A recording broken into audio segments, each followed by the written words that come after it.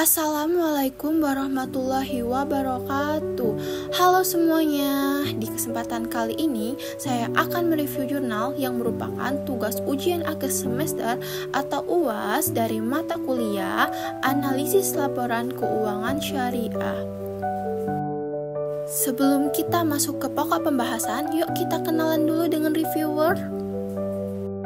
Halo guys, perkenalkan saya Aulia Sabilah dengan NIM 222-0603-126 Prodi Perbankan Syariah Fakultas Ekonomi dan Bisnis Islam, mahasiswi UIN Raden Fatah Palembang.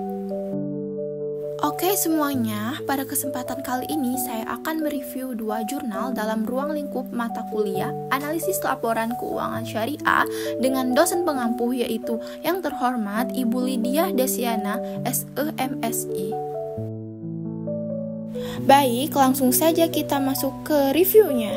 Jurnal pertama yang akan saya review kali ini berjudul Analisis Kinerja Keuangan menggunakan Economic Value Date, Market Value Date, dan Financial Value Date pada perusahaan makanan dan minuman di Indeks Kompas 100 Bursa Efek Indonesia periode 2018 sampai 2020, di mana sumber jurnal ini berasal dari Jurnal Riset Akuntansi volume 16 nomor 3 tahun 2021 dan ditulis oleh Maranu Paledung, Herman Karamoy, dan Victorina Zetiroyo. Baik, tanpa berlama-lama selanjutnya kita masuk ke pokok pembahasan pertama. Latar belakang dari jurnal tersebut adalah bahwa perusahaan makanan dan minuman yang terdaftar di Indeks Kompas 100 Bursa Efek Indonesia periode 2018 sampai 2020 menunjukkan kinerja ekonomis secara konsisten dan lainnya hanya pada tahun tertentu saja. Produk dari perusahaan ini sangat dekat dengan kehidupan sehari-hari masyarakat dan termasuk dalam kategori saham defensif yang tidak terlalu dipengaruhi oleh perubahan ekonomi nasional. Penelitian ini dilakukan untuk menganalisis kinerja keuangan perusahaan tersebut menggunakan indikator nilai tambahan seperti Economic Value Added, Market Value Added, dan Financial Value Added yang merupakan analisis berbasis nilai tambah untuk menilai keberhasilan perusahaan dalam menciptakan nilai bagi pemegang saham dan pihak terkait lainnya. Selanjutnya, metode penelitian yang digunakan dalam jurnal ini adalah penelitian kualitatif dengan pendekatan deskriptif dan studi kasus. Teknik pengambilan sampel yang diterapkan adalah purposive sampling, yaitu pengambilan sampel berdasarkan kriteria tertentu sehingga diperoleh 6 perusahaan makanan dan minuman yang terdaftar di Indeks Kompas 100 Bursa Efek Indonesia selama periode 2018 sampai 2020. Data yang digunakan bersumber dari data sekunder melalui metode dokumentasi, kemudian dianalisis secara deskriptif untuk menggambarkan dan menganalisis kinerja keuangan perusahaan berdasarkan indikator nilai tambah seperti Economic Value Added, Market Value Added, dan Financial Value Added. Selanjutnya, yaitu tujuan penelitian dari jurnal tersebut adalah untuk menganalisis kinerja keuangan perusahaan makanan dan minuman yang terdaftar di Indeks Kompas 100 Bursa Efek Indonesia selama periode 2018 sampai 2020 menggunakan metode analisis nilai tambah seperti Economic Value Added, Market Value Added, dan Financial Value Added. Selain itu, penelitian ini bertujuan untuk mengetahui apakah perusahaan mampu menciptakan nilai tambah ekonomi dan finansial serta memberikan gambaran tentang keberhasilan perusahaan dalam meningkatkan nilai perusahaan dan kinerja keuangannya. Selanjutnya, yaitu permasalahan yang dibahas adalah bagaimana kinerja keuangan perusahaan makanan dan minuman yang terdaftar di Indeks Kompas 100 Bursa Efek Indonesia selama periode 2018 sampai 2020 dapat dianalisis menggunakan indikator nilai tambahan seperti Economic Value Added, Market Value Added, dan Financial Value Added. Selain itu, jurnal ini juga membahas apakah perusahaan-perusahaan tersebut mampu menciptakan nilai tambah ekonomi dan finansial secara konsisten selama periode penelitian, serta bagaimana pengukuran kinerja keuangan tersebut dapat memberikan gambaran tentang keberhasilan perusahaan dalam meningkatkan nilai perusahaan dan kinerja keuangannya. Selanjutnya yaitu hasil penelitian yang pertama, Economic Value Added. Dari 6 perusahaan makanan dan minuman yang dianalisis, hanya PT Sariguna Primartita Tbk mampu menghasilkan Economic Value Added bernilai positif karena lebih dari 0 setiap tahunnya selama periode 2018 sampai 2020. Hal tersebut karena NOPAT yang dihasilkan lebih besar daripada capital charge. Artinya NOPAT mampu melampaui nilai biaya modal atau capital charge. Ekonomi value added positif menunjukkan bahwa perusahaan mampu menciptakan nilai tambah ekonomis untuk perusahaan dan penyandang dana. Kedua, market value added. Dari perhitungan market value added tahun 2018 sampai 2020 diperoleh bahwa semua perusahaan makanan dan minuman di indeks Kompas 100 Bursa Efek Indonesia menghasilkan nilai market value added yang positif lebih dari 0 meskipun berfluktuasi. PT Indofood CBP Sukses Makmur Tbk memiliki nilai market value added tertinggi karena perusahaan memiliki nilai pasar saham tertinggi, sedangkan nilai market value added terendah dimiliki oleh PT Buyung Putra Sembada Tbk. Market value added bernilai positif jika perusahaan memiliki nilai pasar saham lebih tinggi dibandingkan nilai buku ekuitas. Market value added yang positif menandakan bahwa perusahaan mampu meningkatkan nilai modal yang telah diinvestasikan oleh penyandang dana.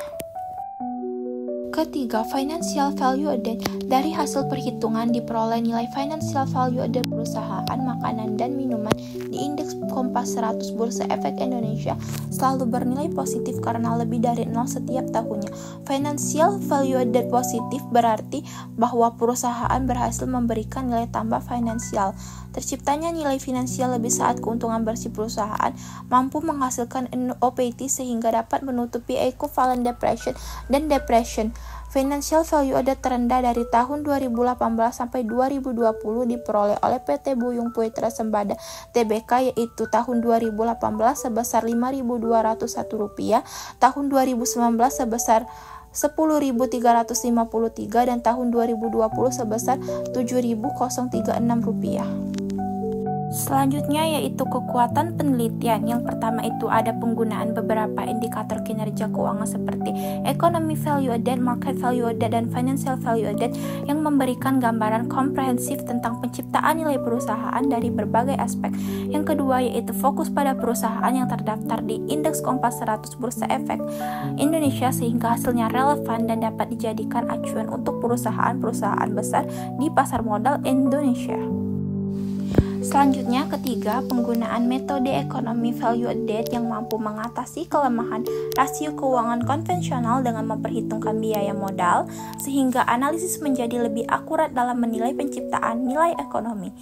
Yang keempat, analisis dilakukan selama periode yang cukup panjang yaitu 2018 sampai 2020 sehingga dapat mengamati tren dan konsistensi kinerja keuangan perusahaan dari waktu ke waktu. Kelima, yaitu menggabungkan aspek keuangan dan pasar melalui analisis market value added dan financial value added sehingga memberikan gambaran yang lebih holistik tentang nilai tambah yang diciptakan perusahaan. Dan yang terakhir, yang keenam, menyediakan saran praktis bagi perusahaan untuk meningkatkan kinerja operasional dan struktur modal guna mencapai ekonomi value added dan financial value added yang positif yang dapat membantu pengambilan keputusan manajerial. Selanjutnya, mari kita bahas kelemahan dari penelitian ini. Yang pertama, rasio keuangan tidak mampu memperhitungkan keberadaan biaya modal dan tidak dapat mengukur serta menentukan nilai tambah yang tercipta dari perusahaan secara lengkap. Yang kedua, penelitian ini terbatas pada perusahaan makanan dan minuman di indeks Kompas 100 Bursa Efek Indonesia, sehingga hasilnya mungkin tidak dapat digeneralisasi untuk sektor lain atau perusahaan di luar indeks tersebut. Yang ketiga, keterbatasan metode analisis yang digunakan dan cakupan penelitian yang terbatas, sehingga hasilnya mungkin kurang lengkap dalam menilai kinerja dan nilai tambah perusahaan secara menyeluruh. Yang keempat, penelitian ini hanya mencakup periode 2018 sampai 2020, sehingga belum dapat melihat tren jangka panjang secara menyeluruh. Selanjutnya yaitu kesimpulan. Berdasarkan review terhadap jurnal tersebut dapat disimpulkan bahwa penelitian ini menunjukkan sebagian besar perusahaan makanan dan minuman di indeks Kompas 100 Bursa Efek Indonesia selama periode 2018 sampai 2020 mampu menciptakan nilai tambah terutama yang menunjukkan nilai market value added dan financial value added yang positif. Hanya satu perusahaan PT Sari Guna Primatirta Tbk yang secara konsisten menghasilkan ekonomi value added positif setiap tahun, menandakan keberhasilannya dalam menciptakan nilai ekonomi secara berkelanjutan. Metode penilaian menggunakan indikator tersebut memberikan gambaran yang lebih komprehensif tentang kinerja keuangan dan penciptaan nilai perusahaan dibandingkan rasio keuangan tradisional. Penelitian ini juga merekomendasikan agar perusahaan meningkatkan efisiensi operasional dan pengelolaan modal serta mengembangkan studi lanjutan di sektor lain dan indikator nilai tambah yang lebih beragam. Selanjutnya yaitu Research Gap. Meskipun penelitian ini telah mengkaji kinerja keuangan perusahaan makanan dan minuman di Indeks Kompas 100 Bursa Efek Indonesia selama periode 2018 sampai 2020 menggunakan indikator Economy Value Added, Market Value Added, dan Financial Value Added, jumlah sampel yang digunakan terbatas pada 6 perusahaan dan periode waktu tertentu sehingga belum mencakup analisis yang lebih luas atau jangka waktu yang lebih panjang.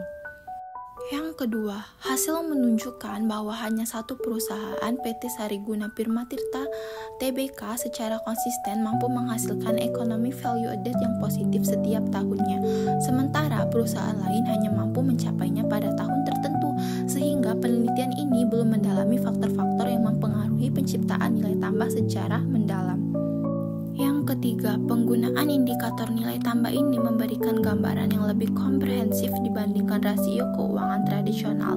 Namun penelitian ini belum membahas bagaimana indikator tersebut dapat diintegrasikan dengan metode analisis keuangan lain atau faktor eksternal yang mempengaruhi kinerja perusahaan.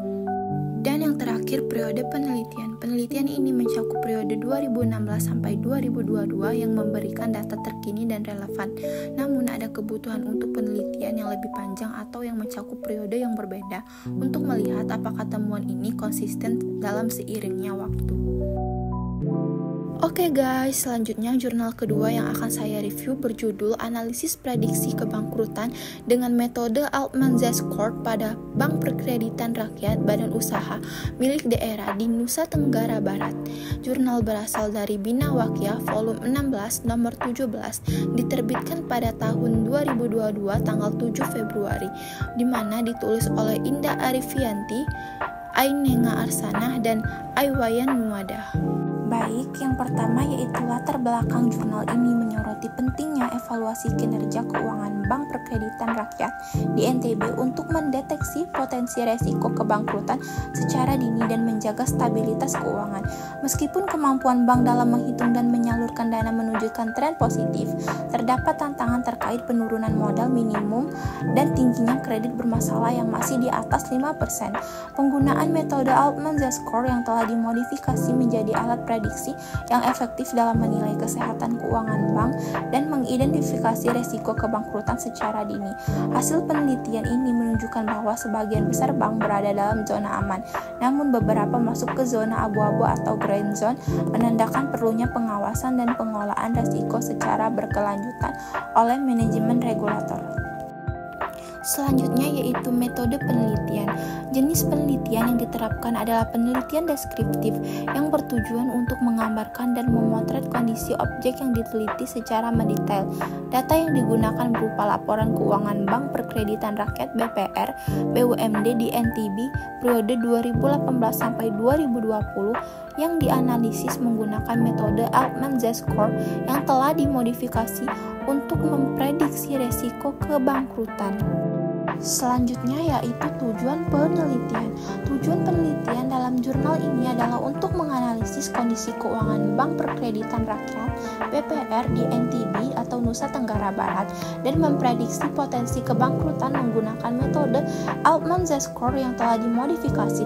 Selain itu juga penelitian ini bertujuan untuk mengidentifikasi variabel keuangan yang berpengaruh signifikan terhadap resiko kebangkrutan dan memberikan rekomendasi bagi manajemen dan regulator dalam pengelolaan resiko keuangan bank. Selanjutnya yaitu permasalahan bank-bank di Nusa Tenggara Barat khususnya yang tergolong dalam zona abu-abu seperti PD, BPR, NTB Lombok Timur tengah menghadapi peningkatan resiko keuangan yang cukup serius. Hal ini dipicu oleh tingginya rasio kredit bermasalah NPL di atas 5% yang berakibat pada penurunan laba serta potensi kerugian mencerminkan ketidakstabilan kondisi keuangan. Selain itu, indikator keuangan seperti KPMM dan rasio lainnya menunjukkan kinerja yang tidak optimal optimal, menggambarkan kelemahan dalam menjaga likuiditas dan profitabilitas. Permasalahan ini diperparah dengan kurangnya pertimbangan terhadap faktor eksternal dan non-keuangan dalam analisis resiko yang sebenarnya dapat mempengaruhi kesehatan keuangan secara keseluruhan. Selanjutnya, kekuatan dari penelitian. Yang pertama itu penggunaan metode Altman-Z-Score yang terbukti efektif dalam memprediksi kondisi keuangan bank BPR di Nusa Tenggara Barat sehingga memberikan gambaran yang akurat mengenai potensi resiko kebangkrutan. Yang kedua, penelitian ini mencakup periode yang cukup panjang dari tahun 2018 sampai 2020 sehingga mampu menunjukkan tren dan perubahan kondisi keuangan bank dari waktu ke waktu. Yang ketiga, penggunaan metode Altman-Z-Score yang terbukti efektif dalam memprediksi kondisi keuangan bank BPR di Nusa Tenggara Barat sehingga memberikan gambaran yang akurat mengenai potensi resiko kebangkrutan. Yang keempat, penggunaan metode EVA yang mampu mengatasi kelemahan rasio keuangan konvensional dengan memperhitungkan biaya modal sehingga analisis menjadi lebih akurat dalam menilai penciptaan nilai ekonomi. Yang kelima, penelitian ini juga menegaskan pentingnya pengawasan dan evaluasi berkala terhadap faktor keuangan bank yang dapat membantu pengambilan kebijakan dalam mengantisipasi resiko keuangan di masa mendatang. Yang keenam, penggunaan indikator keuangan yang komprehensif dalam model Altman-Z-Score seperti working capital, laba ditahan, dan ekuitas terhadap liabilities memberikan gambaran menyeluruh tentang kesehatan keuangan bank. Selanjutnya yaitu kelemahan-kelemahan. Yang pertama, hasil penelitian bersifat kontekstual dan tidak dapat digeneralisasi ke bank di daerah lain karena karakteristik unik di Nusa Tenggara Barat. Yang kedua, metode Altman-Z-Score yang digunakan hanya mempertimbangkan indikator keuangan tanpa memperhitungkan faktor eksternal dan non-keuangan seperti manajemen dan kondisi ekonomi makro. Yang keempat, potensi bias data sekunder dari laporan keuangan yang mungkin tidak sepenuhnya akurat atau lengkap. Yang keempat, tidak membahas faktor eksternal seperti kondisi ekonomi nasional dan kebijakan pemerintah yang berpengaruh terhadap kesehatan keuangan bank.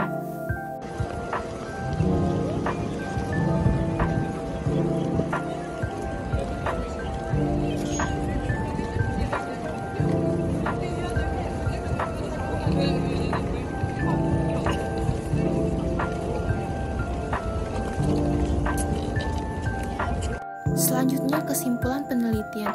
Berdasarkan hasil analisis terhadap kinerja keuangan BPR BUMD di Nusa Tenggara Barat selama 2018 sampai 2020, sebagian besar bank berada dalam kondisi keuangan yang stabil dan tergolong aman menurut indikator Altman-Z-Score. Namun, beberapa bank seperti di Lombok Timur dan Lombok Tengah menunjukkan tanda-tanda risiko keuangan dan masuk dalam zona abu-abu yang membutuhkan perhatian lebih.